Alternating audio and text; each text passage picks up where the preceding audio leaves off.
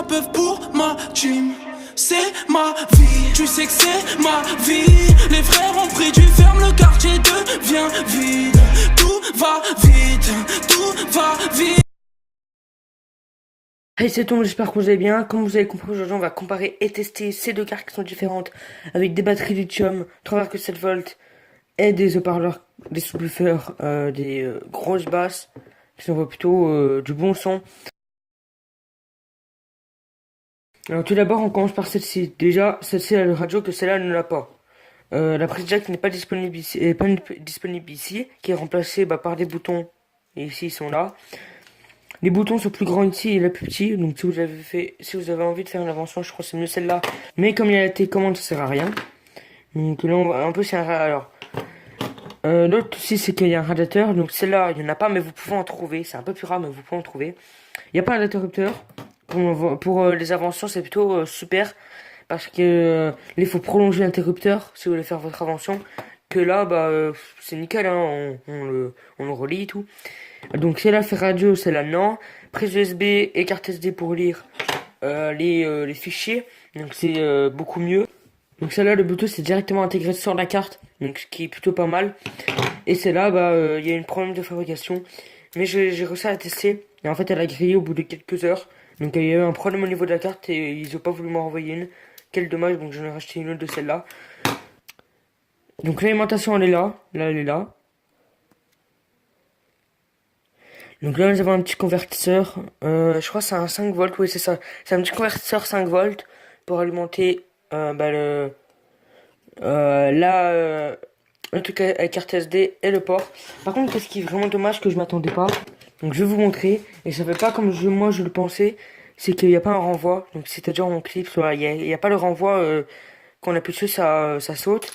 Et là, pareil pour les QSB. Dès qu'on met. Donc là, on va les tester.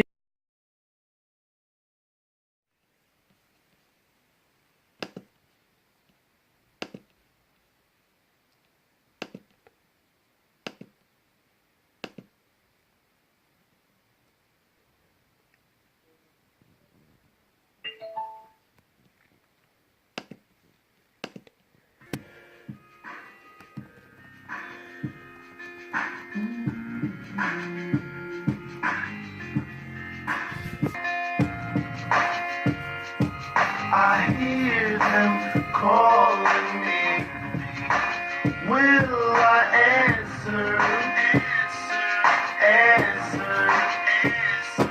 I see them chasing me. Will I run from them? Run from them.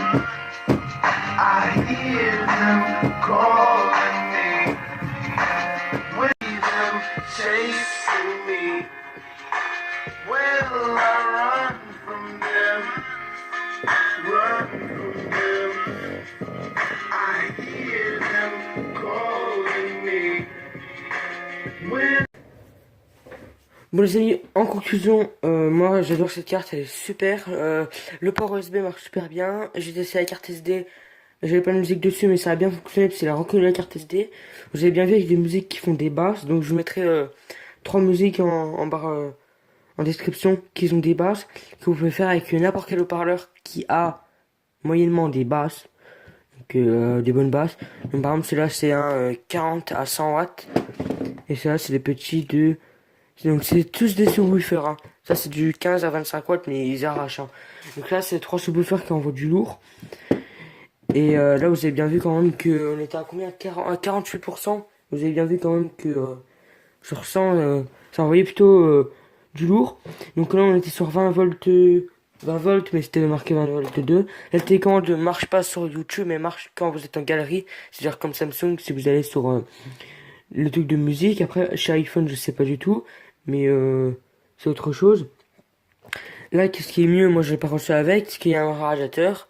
J'ai pas eu de la chance avec. Et là, on peut bien voir qu'il est quand même très très chaud. Dire chaud, plutôt. Et c'est bien. En fait, moi, j'ai installé un ventilateur au-dessus pour faire de mon enceinte.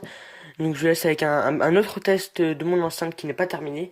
Qui va arriver prochainement sur la chaîne. Donc, je vous laisse avec cette fin de vidéo. Et moi, je vous dis, ciao, ciao. Let's go.